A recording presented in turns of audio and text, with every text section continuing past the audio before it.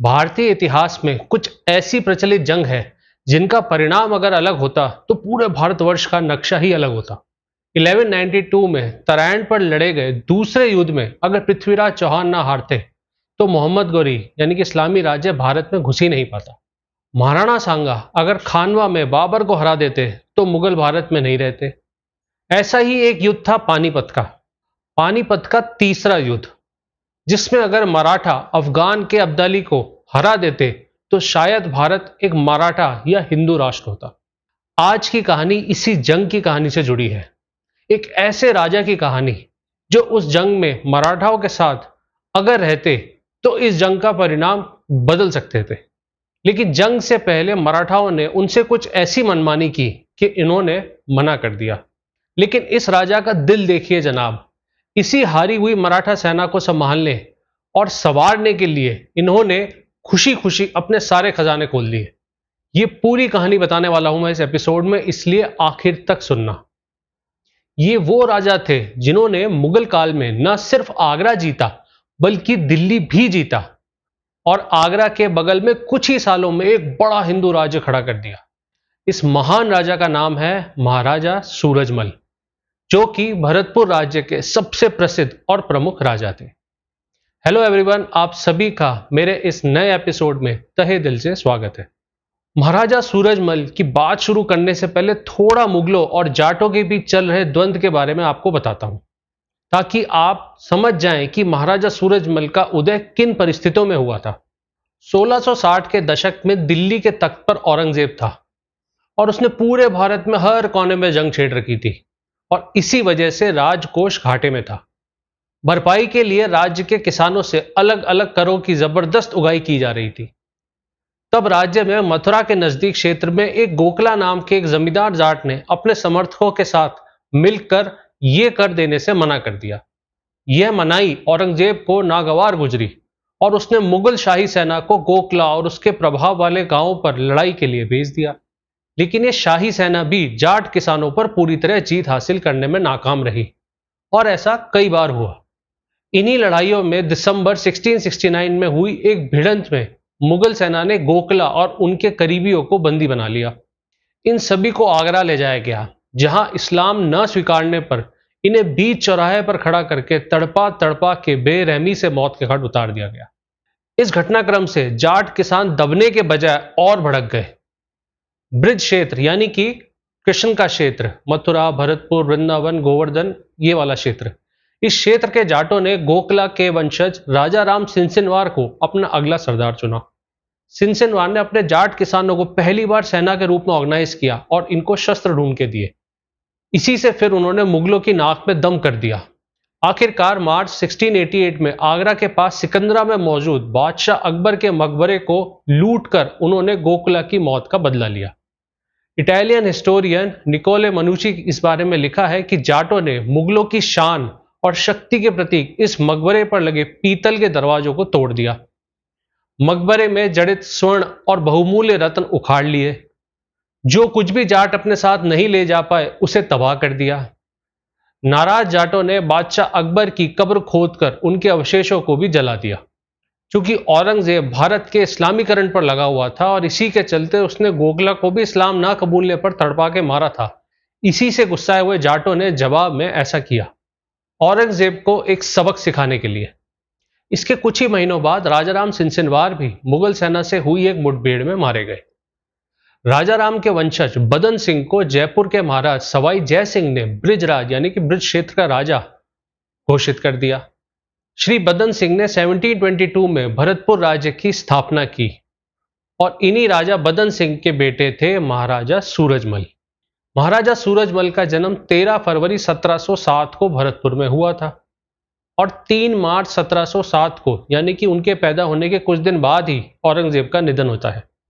1745 में राजा सूरजमल को पहला मौका मिलता है अपना शौर्य दिखाने का।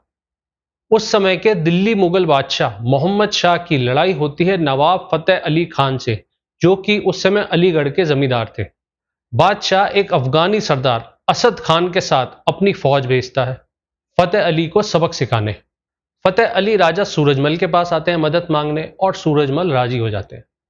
अलीगढ़ के पास छंदौस में यह युद्ध होता है और मुगल बादशाह की सेना हार जाती है।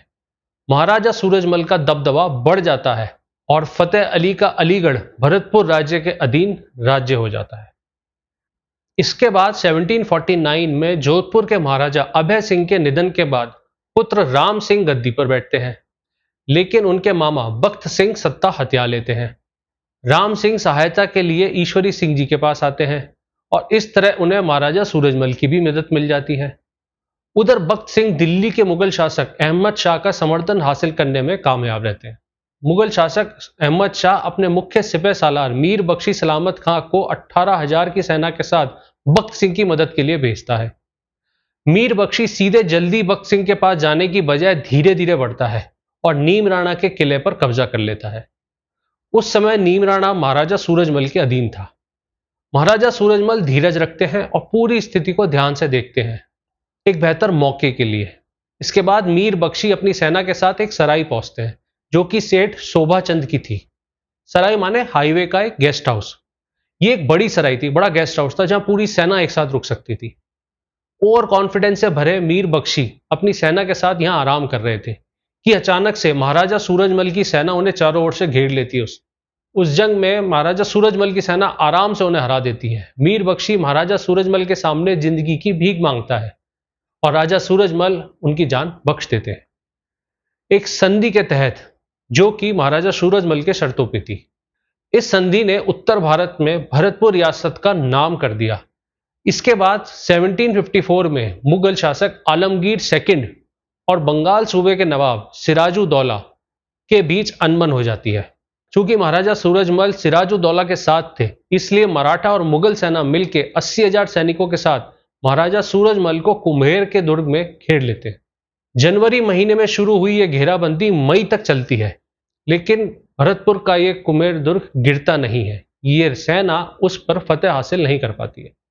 इसी घेराबंदी के समय मराठा सरदार महलराव होलकर के बेटे खांडेराव की मृत्यु हो जाती है, प्रसिद्ध रानी अहिल्याबाई के पति खांडेराव होलकर की।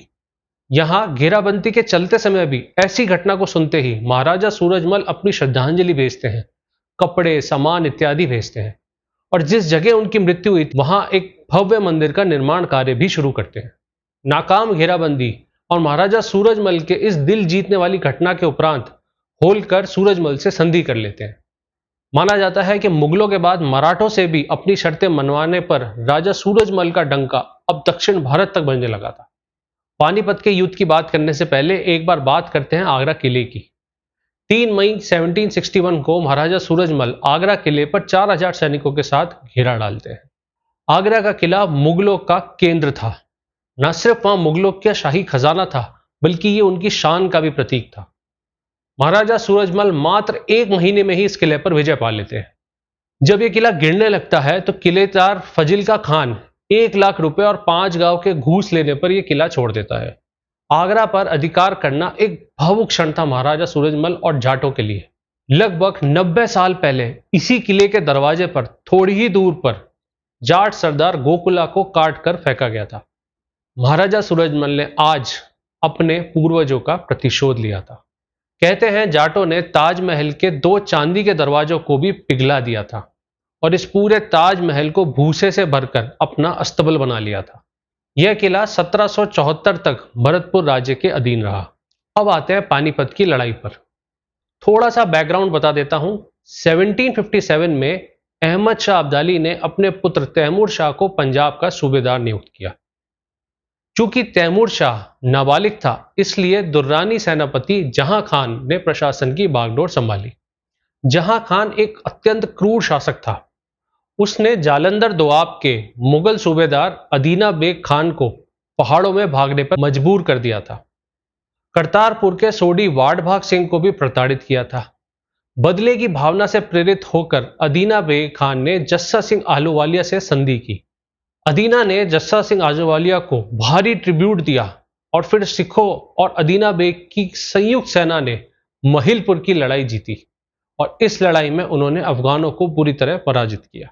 लेकिन मार्च 1758 तक अदीना बेग, जो कि था तो मुगल सूबेदार, अब सिखों के बढ़ते प्रभाव से परेशान हो रहा था। इधर मराठों ने दिल्ली पर कब्जा कर लिया था। मराठों ने मुगल और रोहिल्लों को हटाकर दिल्ली पर कब्जा किया था। मराठाओं का नेतृत्व कर रहे थे रघुनाथ राव। ऐसी परिस्थिति में अदीना बेग ने मराठों को प्रतिदिन एक बड़ी धनराशि देने का वादा किया और लाहौर पर कब्जा करने पर उनकी मदद मांगी। उन्होंने सिखों को भी मराठों के साथ मिलकर अफगानों के विरुद्ध युद्ध लड़ने के लिए राजी कर लिया। इस संयुक्त सेना यानी कि सिखों की, मराठों की और अदीना बेग की सेना ने लाहौर से अफगानों को खदेड़ दिया। अब पूरे पंजाब पर मराठाओं का नियंत्रण स्थापित हो गया। अदीना बेग को 1758 में एनुअल यानी कि सालाना 75 लाख रुपए की ट्रिब्यूट के बदले पंजाब का सूबेदार नियुक्त किया गया मराठाओं के द्वारा। मराठा सेना के सेनापति रघुनाथ राव और महलराव होलकर लाहौर में 3 महीने तक रुके और फिर दक्कन लौट गए। इसके बाद अदीना अकेले ही पूरा पंजाब प्रशासन संभालने लगा। 1759 में अफगानी दुर्रानी राजा अहमद शाह अब्दाली ने एक विशाल सेना तैयार की, जिसमें अफगानों के साथ साथ पठान, कुर्द, उज्बेकों को भी भर्ती किया। उसने पंजाब में मौजूद मराठाओं की छोटी मोटी टुकड़ियों पर कई सफल हमले किए। फिर वह अपने भारतीय सहयोगी रोहिल्ले, जिनको दिल्ली से भगाया था मराठाओं ने, और उत्तर भारत के मुसलमानों और अवध के नवाब शुजा उल दौला के साथ संयुक्त सेना मिलाकर मराठाओं के खिलाफ एक युद्ध के लिए वो तैयार हुआ। इसका मुकाबला करने के लिए सेनापति रघुनाथ राव को उत्तर भेजा जाना था, लेकिन उन्होंने बड़ी संख्या में सेना मांगी, जो कि उनके चचेरे भाई और पेशवा के दीवान सदाशिवराव भाऊ ने देने से इनकार कर दिया। इसलिए विजयी सेनापति रघुनाथ राव ने उत्तर में जाने से मना कर दिया।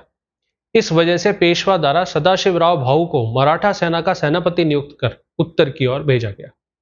मराठा सेना सदाशिवराव भाऊ के नेतृत्व में 45,000 से 60,000 सैनिकों के साथ उत्तर की ओर बढ़ी। उनके साथ लगभग 2 लाख गैर सैनिक लोग भी थे, जिनमें कि कई हिंदू तीर्थयात्री थे।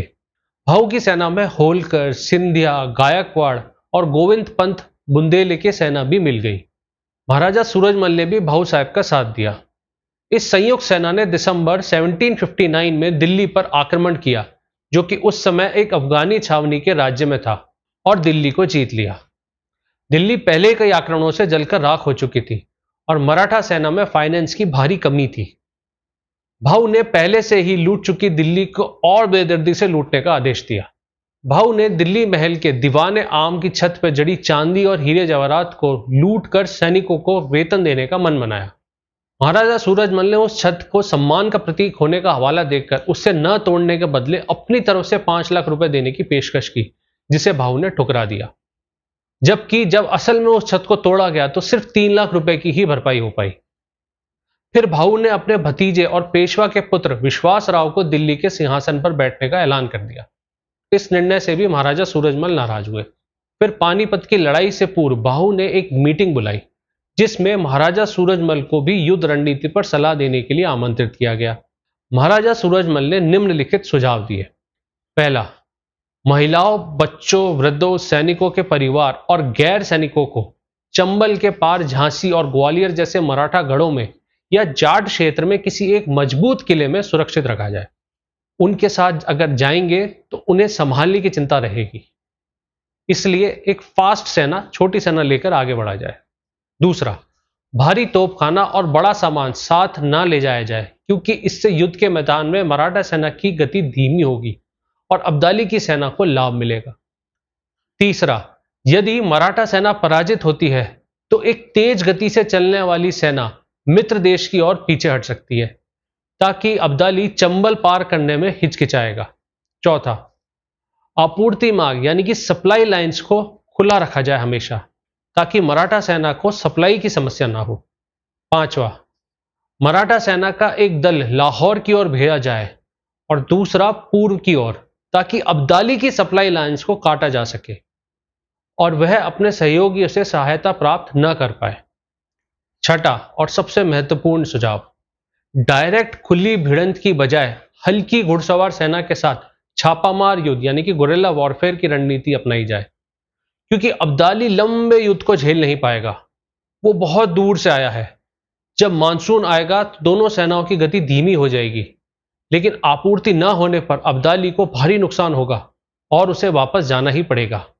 मराठा सेना के कई सीनियर जनरल्स को यह रणनीति उचित लगी, क्योंकि वे खुद छापामार युद्ध शैली यानी कि गुरिल्ला वॉरफेयर को पसंद करते थे। लेकिन सदाशिवराव भाऊ ने इसे एक राजा के लिए अपमानजनक माना और इसे मराठा सेनानायकों की बुजुर्ग अवस्था तथा सूरजमल की मूर्खता का परिणाम बताकर खारिज कर दिया। इस पर फिर महाराजा सूरजमल नाराज हो गए और उन्होंने भाऊ के नेतृत्व में युद्ध में जाने से मना कर दिया। अब मैं युद्ध को डिटेल में नहीं बताऊंगा, हम सब जानते हैं कि परिणाम क्या रहा। प्रतिष्ठित मराठा साम्राज्य की सबसे बड़ी हार, जिससे वो कभी उभर ही नहीं पाए। कहते हैं हजारों की संख्या में लोग मरे थे और हजारों की संख्या में हारे हुए मराठा वापस भरतपुर की तरफ आए। कईयों को तो अफगानियों ने मौत के घाट उतार भी दिया था रास्ते में। कईयों को बंदी बनाकर बैलगाड़ियों में, ऊंटों में, हाथियों पर बांस के पिंजरों में पंजाब की ओर ले जाया गया। इन बंदियों में से अधिकांश को सिखों ने बचाया, जिनका नेतृत्व जस्सा सिंह आलूवालिया कर रहे थे। इसी वजह से जस्सा सिंह आलूवालिया को बंदी छोड़ कहा जाने लगा। भरतपुर की तरफ मराठा सैनिक जब दयनीय हालत में अपनी स्त्रियों के साथ लौट रहे थे, तब महाराजा सूरजमल ने उनके सत्कार के लिए भरतपुर किले के दरवाजे खोल दिए। उन्होंने ऐसा अहमद शाह की नाराजगी मोल लेकर किया। यदि तब महाराजा सूरजमल इन मराठा सैनिकों को आश्रय नहीं देते, तो इनमें से शायद ही कोई वापस पूना पहुंच पाता। अलग अलग आंकड़ों के मुताबिक उस समय करीब 30 से 40 हजार मराठाओं की भरतपुर में 1.5 से 2 सप्ताह तक खातिर की गई। इस पर महाराजा सूरजमल के उस समय के तकरीबन 10 लाख रुपए खर्च हुए।